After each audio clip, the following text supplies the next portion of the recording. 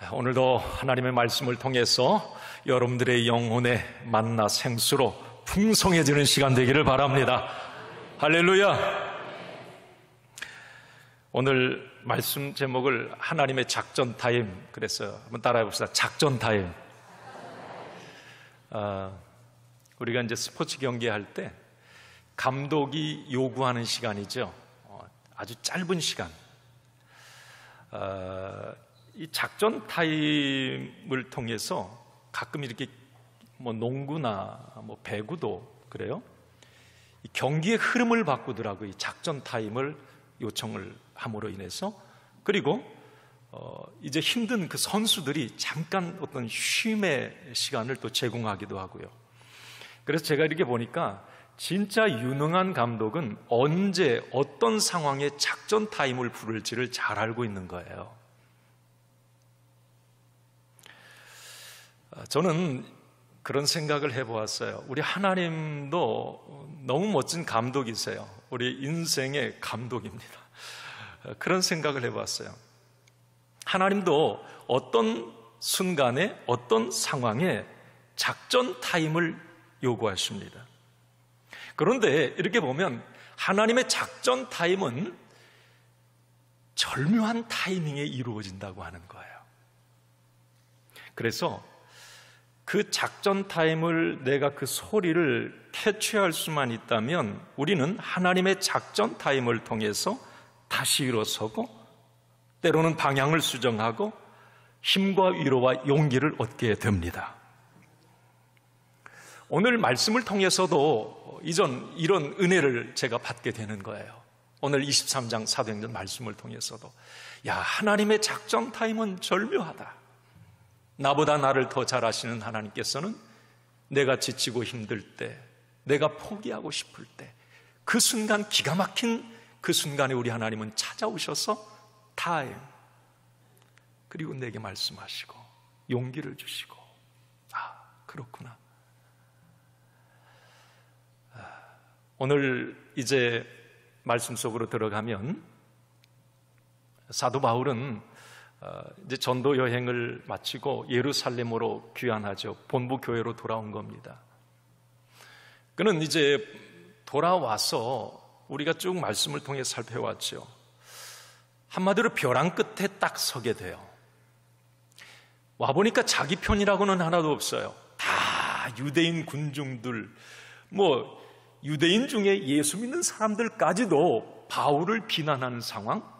결국은 바울이 도착하자마자 그 소식이 들어가고 바울은 끌려 나오게 되고 성전 밖으로 끌려가서 폭행을 당하고 지금 그만 죽게 된 상황에서 또 하나님이 기가 막힌 것은 어떻게 그 당시에 로마의 천부장에게 바울이 발견되게 이것도 은혜예요. 그냥 죽을 수도 있는데 그 절묘한 타이밍에 하나님이 사람을 보내신 거예요. 그것도 권력자를 끄집어내십니다. 거기서 그 로마 영내로 들어가는 그 상황에 지난 시간 계단에서 잠깐 바울이 그러면서 유창한 헬라어로 천부장에게 말하고 그리고 또 유대 백성들에게 히브리 말로 막 이제 연설하는 그 자기의 간증 내용을 이제 들었습니다. 자, 그런데 그런 일이 있은 이후에 우리가 이제 거기는 좀 건너뛰었어요. 이스라엘 백성들이 그 바울의 그 간증과 이런 부분에 대해서 한번 사람이 뭐가 확 씌우면 안 보이는가 봐요. 그런 생각을 했어요. 어찌 그걸 못 알아들을까? 그런데 못 알아들어요. 그러면서 오히려 바울을 더 이제 더 크게 군중들이 외치면서 저 바울을 죽여야 된다. 고립된 상황이에요, 지금 바울은. 어쩌면 이제 죽음 직전으로 내몰릴 그런 상황입니다. 절대 절망의 상황, 희망은 보이지 않아요. 자, 바울도 사람인데 왜 두렵지 않을까요? 물론 성령님이 말씀하셨어요. 너 예루살렘에 가면 이런 고난당하고 묶이게 되고 갇히게 될 거다. 그 말을 주셨지만 사람인지라 실질적으로 그 상황에 맞닥뜨려졌을 때 얼마나 두려웠을까? 바울이 얼마나 힘들었을까? 자, 그런데 오늘 말씀해 보면 하나님이 그 순간에 바울을 찾아오셔서 작전 타임을 부르세요. 그리고 돕는 사람을 붙여주시고 힘든 바울이 다시 일어설 수 있는 그런 세미하고 확실한 음성을 들려주십니다. 바울은 오늘 이제 말씀 나누겠습니다마는 그 하나님의 음성을 들은 바울은 반전이 일어나요. 정말 얼마 전까지도 포기하고 싶다, 힘들다, 그냥 이 사명 내려놓고 싶다 그랬는데 이 바울이 그 자리에서 다시 일어서서 그 바울의 복음은 로마를 지나 서바나까지 가게 되는 겁니다. 그 터닝 포인트가 오늘 이 본문 말씀이에요. 여러분, 오늘 이제 저는 여러분들에게, 오늘 말씀 듣는 여러분들에게 먼저 그렇게 좀 권면하고 위로를 드리고 싶어요. 여러분, 하나님은 우리에게도 작전 타임을 불러주세요. 할렐루야. 여러분 믿습니까? 내가 힘들고 어려울 때, 내 인생 벼랑 끝에서 모든 것을 포기하고 싶을 때 하나님은 나를 찾아오셔서 타임, 그리고 우리에게 용기를 주시고 성령의 감동으로 격려하시고 다시 일어설 수 있는 힘을 우리에게 주십니다. 여러분, 그래서 우리가 힘들고 어려울수록 우리 믿음의 사람은 하나님의 그 타임, 나를 향한 개인적인 어떤 타임을 부르시는 거예요. 나를 부르는 거예요. 배구는 뭐 어떤 팀을 부르잖아요. 뭐 이렇게 저 사람 다 얘기하잖아요. 나 한 사람을 하나님이 불러주셔서 나에게 말씀하세요. 우리가 어렵고 힘들 때일수록 그 하나님의 작전 타임을 부르시는 그 음성에 민감해야 되는 거예요. 그래야 다시 일어설 수가 있어요. 오늘 좀 그 권면을 드리고 싶고요. 자, 이제 그러면 오늘 하나님께서 이 사도 바울에게 오늘 어떻게 역사하셨는지 우리 흥미진진한 우리 오늘 말씀으로 한번 들어가 보겠습니다. 자, 지난 시간에 이제 바울이 그렇게 천부장 앞에서 나는 유대인이고 다소 시민이다, 자신의 스펙을 얘기하니까 천부장이 아니 헬라 말까지? 대단해. 그런데 바울이 마지막 반전 카드 하나를 딱 제시해요. 그게 이제 지난 시간 그 이후의 말씀인데 로마 시민권을 딱 합니다. 천부장이 여기서는 이제 두 손을 다 들어요. 나는 로마 시민권을 샀는데 너는 그 로마 시민권 어디서 났어? 그래. 그러니까 바울이 얘기하죠. 나는 아버지 때부터 로마 시민권. 여기서 천부장이 너무 깜짝 놀라요. 자, 그 다음 날 일이 일어납니다. 자, 오늘 30절 22장 30절부터 오늘 봐야 이제 맥락이 좀 이해가 돼요. 자, 30절 오늘 같이 읽습니다. 시작. 이튿날 천부장은 유대인들이 무슨 일로 그를 고발하는지 진상을 알고자 하여 그 결박을 풀고 명하여 제사장들과 온 공회를 모으고 바울을 데리고 내려가서 그들 앞에 세우니라. 아멘. 자, 이거 여기 온 공회를 모았다 그랬잖아요. 이게 사내들인 공의회입니다. 뭐 여러분 좀 어려운 말 같죠? 사내들인 공의회. 이게 우리가 이제 신약을 보면 특히 사복음서 보다 보면 이제 주석이나 이런 데 사내들인 공회 이 이야기가 많이 나올 거예요. 이 사내들인 공회를 지금 이 천부장이 소집을 한 거예요. 유대인들의 최고 사법기관. 날아다니는 새도 떨어뜨리는 권력을 가진 기관 사내들인 공의회 70명으로 구성이 되어 있습니다. 여기는 종교, 어떤 정치 모든 부분을 이 사내들인 공회에서 결정을 해요. 그 공회가 딱 소집이 된 겁니다. 사실 천부장이 이 사도 바울을 보니까 이 골치 아픈 사람인 거예요.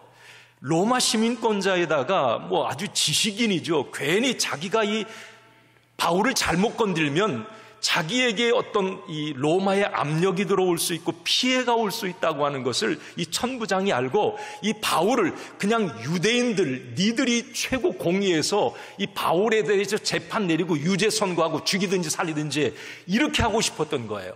그래서 천부장이 유대인 공회를 소집해서 바울을 거기다 갖다 떠넘겨 버린 지금 상황입니다. 자, 그런데 이렇게 서슬퍼런 권력자들 70명이 딱 모여있는 그 상황에 사도 바울이 딱 혼자 섰어요. 너무 당당합니다. 너무 멋진 바울을 봅니다. 자, 오늘 1절 같이 읽겠습니다. 1절입니다. 바울이 공회를 주목하여 이르되 여러분 형제들아 오늘까지 나는 범사의 양심을 따라 하나님을 섬겼노라 하거늘. 야, 이 대단한 말이에요. 나는 범사의 양심을 따라 하나님을 섬겼노라. 이 말은 쉽게 말하면 나 한 점 부끄러움이 없는 사람이에요. 하나님 앞에 율법에 한 점 부끄러움이 없다. 저도 이 말 못하겠거든요. 아니 어떻게 한 점 부끄러움이 없을 수가 있어요. 부족하죠. 그런데 바울이 얼마나 예수 믿기 시작하면서 진짜 말씀대로 살려고 했는지 우리가 여기서 깨닫게 돼요. 야, 바울이 하나님 보신다는 생각했을 거고 최고의 어떤 종교 지도자들이 모인 그곳에 나는 하나님 앞에 율법에 따라서 양심에 어긋난 일을 한 적이 없다. 자, 이 이야기를 한순간에 대제사장 거기 있던 아나니아가 갑자기 속된 말 확 돌아버리는 거예요. 왜 그랬느냐면 지금 사내들인 공의회는 최고의 사법기관으로 그 앞에 세워진 사람은 바울, 죄인의 신분으로 세워진 거예요. 그러면 그 바울이 하나님 뜻, 율법에 어긋났는지 안 어긋났는지는 공회에서 결정해야 되고 대제사장이 죄 없어 있어 말을 해야 되는데 바울이 자기가 얘기해버린 건 나는 하나님 앞에 하나님 뜻 어긴 적 없고 율법을 어긴 적이 없다. 이건 대제사장이 해야 될 말을 공회가 해야 될 말을 자기가 해버린 거예요. 거기서 이 아나니아가 이제 자존심을 상한 거예요. 자기 권위에 도전했다고 생각을 한 겁니다. 왜 내가 결정해야 될 걸 바울 네가 결정해? 그 순간이 아나니아가 이렇게 행동을 합니다. 2절 한번 오늘 봅시다. 2절 시작. 대제사장 아나니아가 바울 곁에 서 있는 사람들에게 그 입을 치라 명하니. 입을 쳐라.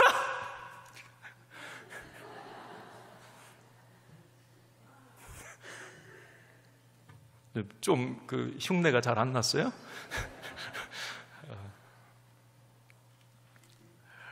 여러분, 입을 쳐라. 이스라엘의 역사에 보면 이 아나니아 대제사장이 성격이 더럽다고 소문났어요. 그 책에 나와 있어요. 아나니아, 난폭했고 거칠었던 사람이 이 아나니아 대제사장이었고요. 특히 이 아나니아 대제사장 같은 경우는 바울 당시의 그 대제사장 같은 경우는 로마 어가바에 있는 상황에서 로마의 가장 아부했던 대제사장 이 아나니아야. 어쨌든 그 바울의 이야기를 듣고 입을 쳐라 자신의 권위에 도전한 사도 바울에게 바울을 그렇게 하라고 말해요. 그런데 성질이 난폭한 아나니아보다 한 수 위에 있는 사람이 누구냐? 이 바울이에요. 바울은 하나님 이외에 두려운 게 없는 사람이에요. 목숨 내놓은 사람입니다. 눈치 보는 사람이 아니에요. 자, 3절 바울이 이렇게 말을 합니다. 받아치는 거예요. 시작. 바울이 이르되 회칠한 남이여 하나님이 너를 치시리로다. 내가 나를 율법대로 심판한다고 앉아서 율법을 어기고 나를 치라 하느냐 하니. 와우. 바울 보시죠. 여기 회칠한 담이여, 이 말은 가끔 성경에 나와요. 회칠한 무덤이여, 회칠한 담이여. 이 회칠한 담이라고 하는 것은 여러분 담벼락에 막 금이 가고 탁 밀면 쓰러질 것 같아요. 그런데 그 담에다가 페인트 칠을 아주 예쁘게 해 놓았어요. 위장을 딱 해놓은 거예요. 겉으로 보면 막 그림도 요즘 뭐 그려놓고 그러잖아요. 야, 멋있다 저 담. 그런데 가서 밀면 쓰러지는 속은 썩은 회칠한 담이야. 근데 이 바울이 누구한테? 대제사장한테 회칠한 담이여 그러는 거예요. 이것은 당시에 유대인들 사이에 가장 심한 모욕적인 말이고 욕이었어요. 그 욕을 대제사장에게 지금 바울이 한 거란 말이에요. 그러면서 뭐라고 그래요? 하나님이 너를 치시리라 그래요. 그런데 이 말은 모르겠어요. 순간 성령님이 바울을 통해 말하게 하셨는지, 여러분, AD 66년 유대인의 반란이 일어나요. 그러면서 그때 가장 먼저 유대인들이 죽인 사람이 대제사장 아나니아입니다. 가장 먼저 죽어요. 자기 동족을. 얼마나 로마에 빌붙어서 자기 동족을 짓밟고 그랬으면, 얼마나 미웠으면 가장 먼저 반란 시에 죽였겠어요. 사도 바울의 말이 이루어진 거예요. 사실 몇 년 후에. 어쨌든 바울은 물러서질 않아요. 자, 저는 여기서 이제 이쯤에서 이 대제사장 아나니아, 지금 사내들인 공회의 그 어떤 영적 지도자들의 모습과, 그리고 바울의 이 모습을 지금 대조해서 저는 생각해 보면서 여기서 좀 잠깐 우리가 영적 교훈을 하나 좀 나눴으면 좋겠어요. 여러분, 권세, 권위는 두 가지를 여러분 꼭 기억해야 돼요. 자, 내가 교회 안에서 어떤 직분이 주어진 것도 지금 어떤 권위의 옷을 입고 있는 거거든요. 세상에서 여러분들이 뭔가 직책에, 내가 사장이야, 국회의원이야, 뭔가 권세가 주어졌어요. 자, 그 권세, 권위에 대해서 성경적 시각을 우리가 좀 한번 오늘 배워야 돼요. 자, 여러분, 성경은 분명히 말을 합니다. 자, 첫째는 그거예요. 이 권위와 권세는 한번 읽어봅시다. 시작. 하나님이 주신 것이다. 다시 한번. 여러분, 영적 권세든지 권위든지 세상의 권세든지 누가 주셨다고요? 하나님이 주신 거다. 이거 잊지 말아야 돼요. 이걸 잃어버리는 순간에 이제 사건 터지는 거예요.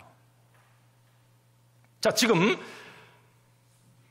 바울을 세워놓은 사내들인 공의회, 그 구성원들은 대제사장, 서기관, 장로들이었어요. 그 당시에.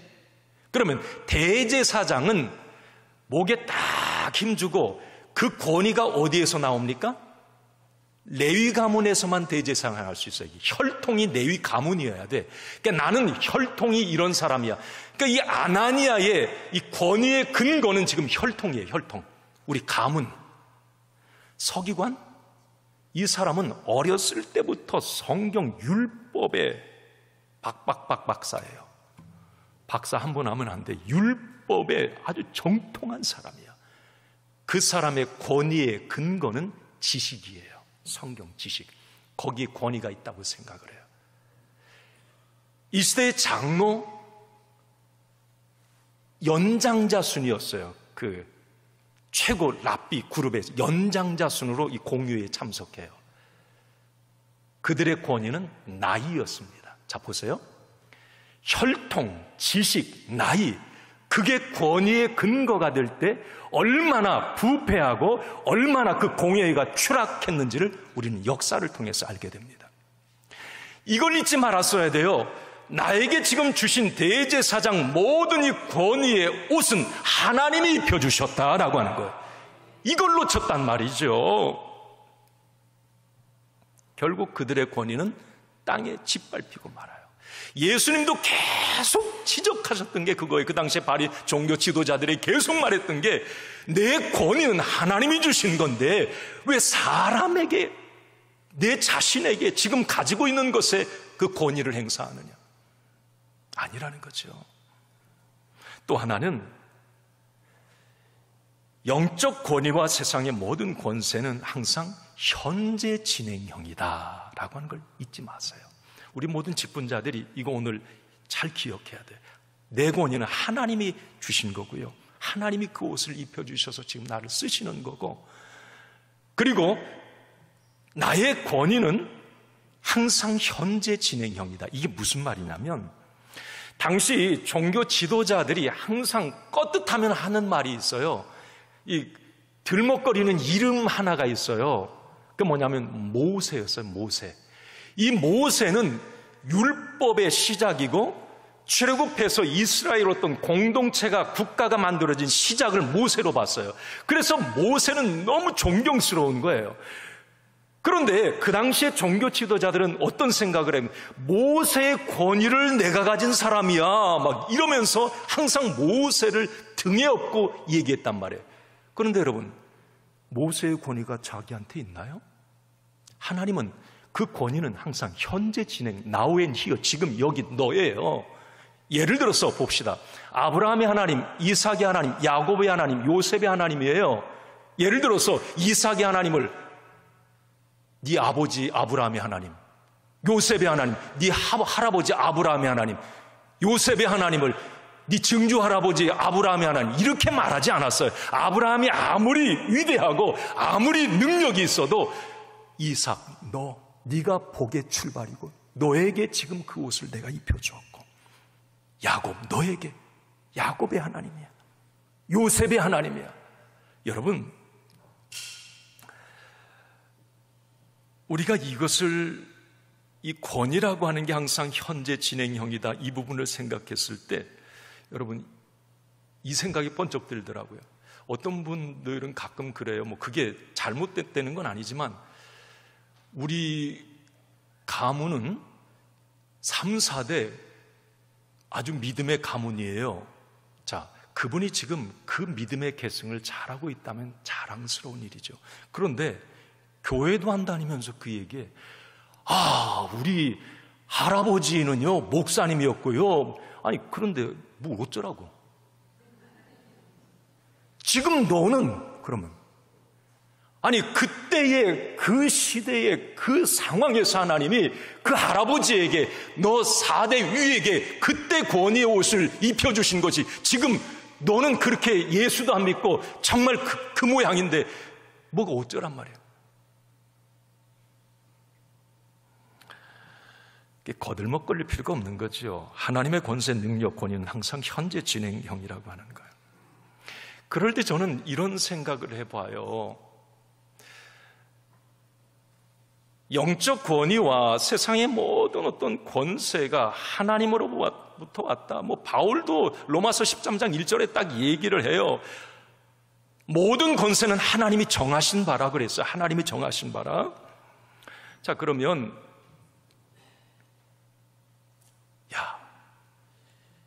권위는 있는데 실력이 없다?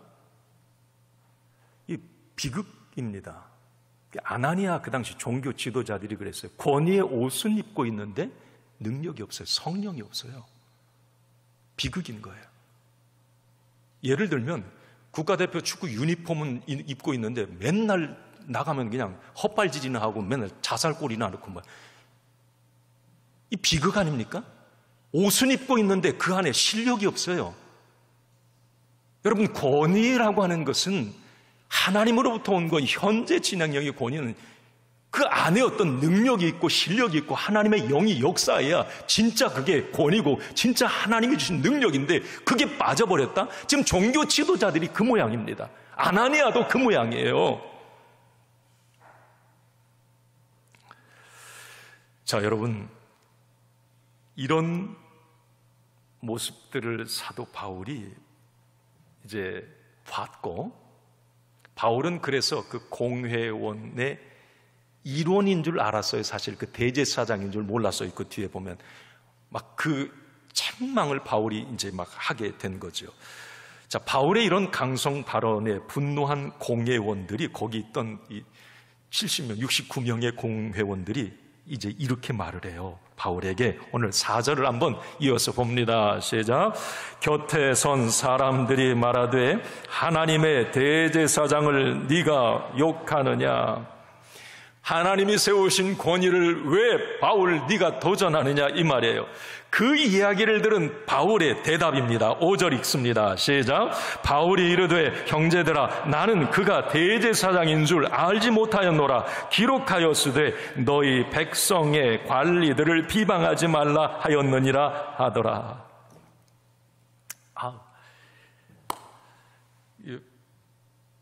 바울이 사실 아나니아가 그 70명 중에 있는 아나니아가 대제사장인 걸 몰랐을까? 성경학자들은 몰랐을 거다 그렇게 얘기를 해요. 왜 그러느냐면 그 대제사장 아나니아는 바울이 예루살렘에 오기 얼마 전에 대제사장이 된 사람의 그 역사에 보면, 그러니까 20년 예루살렘을 떠나 있던 바울이 모를 법도 했고요. 그리고 이제 70명이 이렇게 섞여 있는데 보통 정기 사내들인 공회에는 대제사장이 예복이 있거든요. 엄청나게 멋있어요. 화려하고. 누가 봐도 대제사장. 그 옷을 정기 공회 때는 딱 입어요. 그런데 지금은 로마 천부장이 갑작스럽게 이상한 한 사람 바울 때문에 갑작스럽게 소집한 공의였기 때문에 예복을 입을 의무가 없어요. 그러니까 대제사장도 거기에 70명 중에 쭉 섞여 있었고, 이제 갑자기 말을 하니까 바울도 받아치면서 막 이제 대제사장인 줄 모르고 얘기를 했던 거예요. 그러니까 주변 옆에 서 있던 사람이 대제사장한테 네가 그래? 그러니까 바울이 거기서 금방 이제 사과를 합니다. 그게 오늘 아까 그 말이에요. 나는 그가 대제사장인 줄 알지 못하였노라. 기록하였으되 너희 백성의 관리를 비방하지 말라 하였느니라. 이건 무슨 말이냐면 출애굽기 22장 28절 말씀을, 그 율법을 바울도 잘 알고 있었거든요. 그 출애굽기 22장 28절 말씀에 보면 너희 재판장을 모독하지 말며 너희 백성의 지도자를 저주하지 말라. 이건 율법으로 정해져 있어요. 근데 바울은 율법을 잘 지키는 사람이었는데 대제사장인 줄 알았으면 바울이 그 정도까지는 얘기 안 했을 거예요. 그런데 모르고 이제 자기 한 거에 대해서 그 앞에 정중하게 바울이 사과를 합니다. 저는 여기서 바울의 강단, 참 멋있다는 생각을 했어요. 아니, 잘못된 권위주의 앞에서는 팍 하면서 하나님이 세운 권위 앞에서는 딱 고개를 숙일 줄 아는 사람.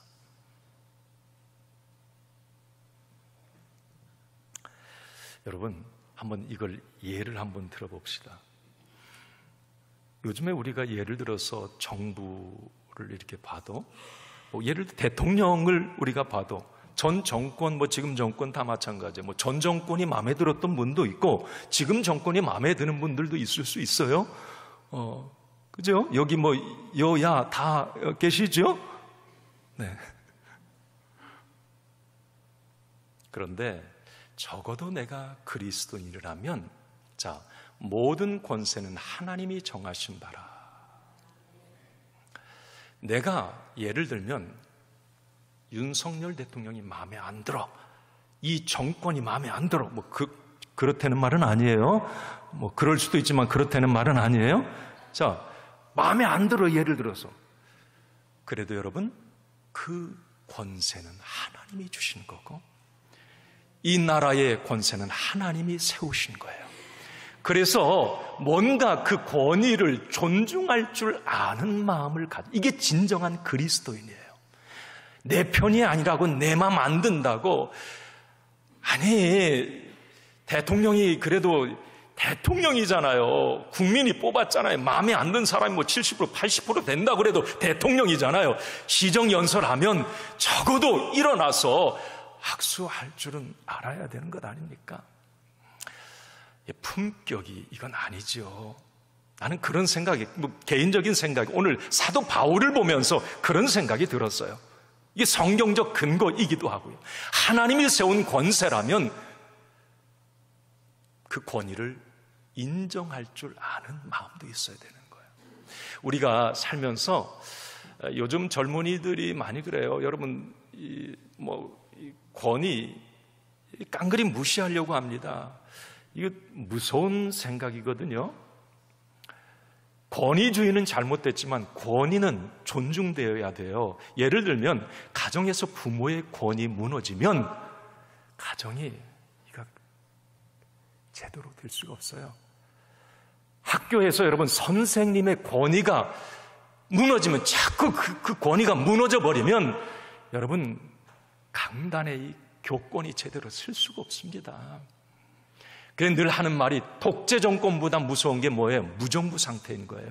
독재 정권이라도 그게 오히려 무정부보다는 내일이 없는 것보다는 나은 거예요. 그러니까 우리가 늘 우리 믿음의 사람, 물론 여기 권위로 인해서 어떤 부모의 권위, 직장 상사의 권위, 리더의 권위로 인해서 상처받은 분들도 계실 거예요. 그 사람들은 권위에 대해서 막 그냥 트라우마를 가지고 있어요. 그러나 우리가 다시 한번 내가 적어도 하나님의 마음, 주님의 마음을 품은, 그리고 그 사람을 위해서 기도할 수 있는 마음을 갖기 위해서라도 하나님이 세운 권위, 하나님이 세운 나라의 리더, 이 부분을 인정할 줄 아는 이 믿음을 가져야 되는 이 시야 안목을 말이에요.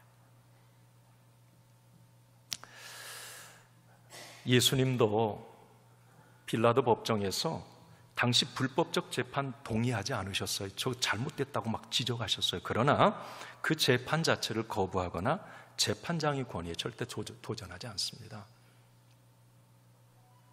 우리 베드로전서 2장 한번 좀 보여주세요. 좀 같이 한번 읽어봅시다. 시작. 사원들아, 범사에 두려워함으로 주인들에게 순종하되 선하고 관용하는 자들에게만 아니라 또한 까다로운 자들에게도 그리하라. 부당하게 고난을 받아도 하나님을 생각함으로 슬픔을 참으면 이는 아름다우니라. 저기 여러분, 잘하는, 나한테 잘해주는, 내 마음에 드는 리더, 주인, 상전에게만 너희가 순종하는 게 아니라 까다로운, 하지만 내 마음에 안 드는 사람에게도 하나님이 그 권위를 주셨으니 그걸 인정하고 순종할 줄 아는 마음을 갖는 게 그리스도인다라고 하는 거예요. 좀 품넓은 우리 그리스도인들이 됐으면 좋겠다는 생각을 합니다. 여러분, 하나님은 절대 만약에 내가 잘못된 권위주의로 인해서 뭔가 희생당하고 손해를 보고 억울하고 답답한 일을 당하도록 하나님은 그냥 마냥 내버려 두시는가? 잘못된 어떤 한 지도자를 통해서 나라가 뭐 어려워지고 예를 든다면 막 뭐 그런 상황이 되면 하나님이 그걸 가만두시는가? 아니, 하나님은 살아계신 하나님이십니다. 하나님은 어떤 모양으로든지 역사하세요.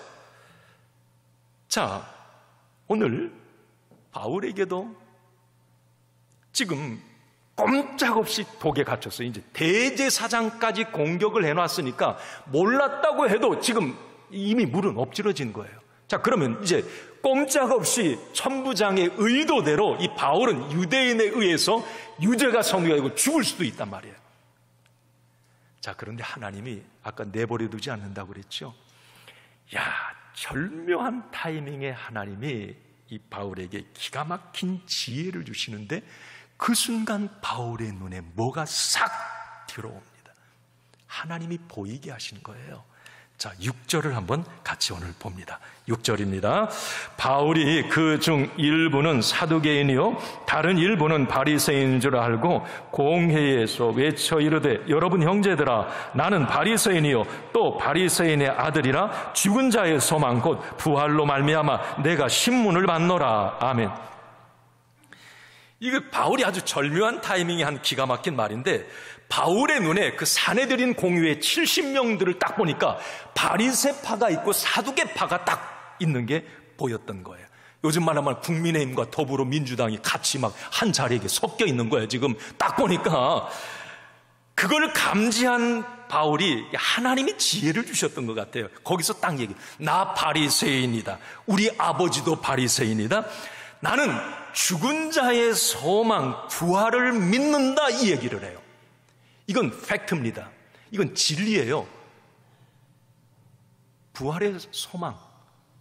자, 그런데 이 말을 하는 순간에 사내들인 공회가 홍해 갈라지듯이 탁 갈라져 버려요. 7절을 한번 같이 봅니다. 우리 7절 보여주세요. 시작. 그 말을 한즉 바리새인과 사두개인 사이에 다툼이 생겨 무리가 나뉘어지니, 아니 얼마 전까지 바울 죽이자고 같이 모여서 막 해놓고 이제 순식간에 자기들끼리 싸우는 상황이 돼버린 거예요. 둘로 나뉘어서. 이유는 이렇습니다. 8절 읽습니다. 싸운 이유가 이거예요. 시작. 이는 사두개인은 부활도 없고 천사도 없고 영도 없다 하고 바리새인은 다 있다 함이니라. 여러분, 당시에 이제 바리새인과 사두개인 신학적 이슈가 아주 민감한 이슈가 대립을 했는데, 바리새인들은 어떤 생각이었느냐면 부활도 믿고 천사도 믿고 성령의 역사도 영도 믿었어요. 이 바리새인들은 진짜 어떻게 보면 신앙적인 사람들이었단 말이에요. 그런데 사두개인들은 부활도 없고 영도 없고 천사도 없다. 그러니까 당시 바리새인들은 상당히 정치적이었고 종교 지도자라는 틀은 가지고 있는데 항상 로마에 연결해서 정치만 했던 사람들이 이 사두개인들이었단 말이에요. 그런데 바울이 산헤드린 공회 70명을 딱 보니까 자기와 똑같은 생각을 하는 바리새인들, 사두개인들이 섞여 있는 거 보고 자기 팩트를 얘기한 거예요. 그런데 여기에서 이제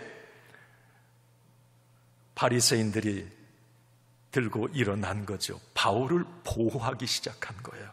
오늘 9절 한번 같이 읽습니다. 9절 시작. 크게 떠들새 바리새인 편에서 몇 서기관이 일어나 다투어 이르되 우리가 이 사람을 보니 악한 것이 없도다. 혹 영이나 혹 천사가 그에게 말하였으면 어찌하였느냐 하여. 뭘 악한 것이 없어. 아유, 얼마 전까지 이놈 악한 놈이라고 거기다 세우는 거 아니에요. 그런데 악한 것이 없다. 야, 여러분 이렇게 간사합니까? 좀 이러지 않았으면 좋겠는데. 아니, 지금 바울이 보호받는 건 하나님의 은혜인데, 이게 우리가 이 세상을 이렇게 보면 그 사람이 무슨 말을 하느냐보다 어느 편에 서 있느냐, 어떤 줄을 지금 대고 있느냐, 이게 더 중요한 세상이에요. 지금 바울을 보고 그 생각이 들었어요. 저는 바람이 있다면 우리 자신들도 마찬가지고 우리 자녀들도 하나님이 마음껏 축복해 주시길 원해요. 어떤 세상에 큰 영향력 있는 인물로 하나님이 세워주시길 원하는데 그에게 어떤 권세, 권위가 주어졌을 때 이렇게 비겁하지 않았으면 좋겠다. 그냥 누구 편에 어떤 줄에 묻어가지 말고 좀 옳은 것은 옳다, 틀린 것은 틀리다 말할 수 있는 그런 하나님의 그 영적 어떤 리더들이 됐으면 어떨까 하는 생각도 오늘 이 부분을, 이 대목을 보면서 그런 생각이 들어요. 어쨌든 이제 천부장의 입장에서 아니 산헤드린 공회를 통해서 바울 문제 해결하라고 바울 갖다 떠넘겨줬더니 이제 막 지들끼리 갔다가 싸워가지고 이제 문제가 더 커져버린 거예요. 이게 로마 천부장 입장에서는 더 일이 난감해진 거죠. 그때 이제 천부장은 바울을 다시 거기에서 꺼내서 로마 영내로 들어오게 됩니다. 가까스로 이제 바울은 모든 위기를 어떻게 보면 모면하고 이제 돌아왔는데 오늘 이제 마지막 절 11절. 자, 그날 밤에, 자, 우리 말씀 읽고 이제 정리합시다. 자, 11절 한번 보여주세요. 시작. 그날 밤에 주께서 바울 곁에 서서 이르시되 담대하라, 내가 예루살렘에서 나의 일을 증언한 것 같이 로마에서도 증언하여야 하리라 하신. 할렐루야, 할렐루야. 와! 저는 이 말씀 묵상하다가 이전에 뭐 22장, 21장 이거 아무것도 이 말 한마디에 모든 것을 다 녹여내는 이 주님의 음성, 이 한마디에 너무 큰 위로를 받았어요. 바울이 그날 밤이라고 그랬잖아요. 너무 힘든 시간 아니었겠습니까? 바울도 사람인지라 이리 끌려 저리 끌려, 아마 그 전날이잖아요. 폭행당한 게 눈탱이도 보였을 테고 죽도록 맞았으니까. 그리고 법정에 세워지고 지금 끌려서 다시 로마요. 얼마나 비참했겠어. 자기가 왜 그래? 주의 일 감당하는 사명 때문에, 복음 전하는 일 때문에 억울할 수도 있을 거예요. 자, 낙심이 되는 그날 밤에 주님은 바울을 찾아오셨어요.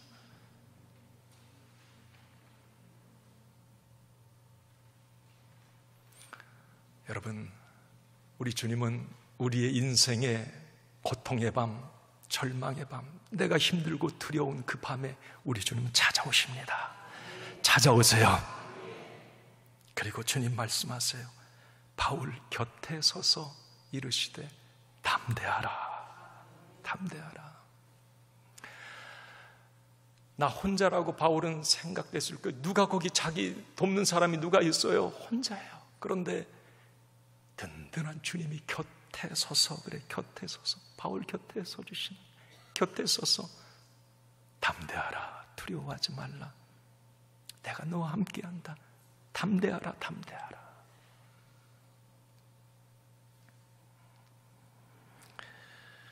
그러면서 바울아, 너 여기에서 있었던 이 일을 로마에서도 이 복음을 너는 증거하는 사람이 될 거야.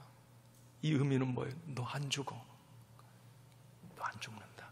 너는 로마까지 가야 돼. 그게 내 사명이야. 여기서 지금 너 주변에 다 너를 네가 죽을 것 같아. 너 안 죽어. 내가 너와 함께 할 거고, 너는 담대함 가지고 내가 너에게 준, 그리고 네가 사도행전 21장에 로마도 보아야 하리란 너의 비전 아니야, 너의 꿈 아니야, 그걸 상기시켜 주시면서 그를 격려하시고 응원하십니다. 여기서 사도 바울은 모든 것이 녹아내렸을 것 같아요. 마음의 응어리, 두려움, 불안함, 모든 것들 싹, 하나님 감사합니다. 주님이 여전히 나와 함께 하셨군요. 나에게 담대하라 말씀해 주신 주님 감사합니다. 아마 거기서 벌떡 일어났을 거예요. 사랑하는 성도 여러분, 우리 인생의 고통의 밤에 우리 하나님은 여전히 우리를 찾아오셔서 바울에게 타임, 그렇게 말씀하셨듯이 저와 여러분들에게도 그렇게 말씀해 주실 거예요. 여기 오늘 혹시 힘들고 어렵고 정말 내가 지금 바울처럼 그 밤중입니다 라고 생각되는 분들이 있다면, 여러분 오늘도 하나님이 여러분들에게 찾아오셔서 내 곁에 서서 담대하라, 타임, 아들아 두려워하지 말라, 담대하라, 내가 너와 함께한다, 이 주님의 세미한 음성을 여러분 다 듣고 다 일어서는 여러분 되기를 주님의 이름으로 축원합니다. 축원합니다.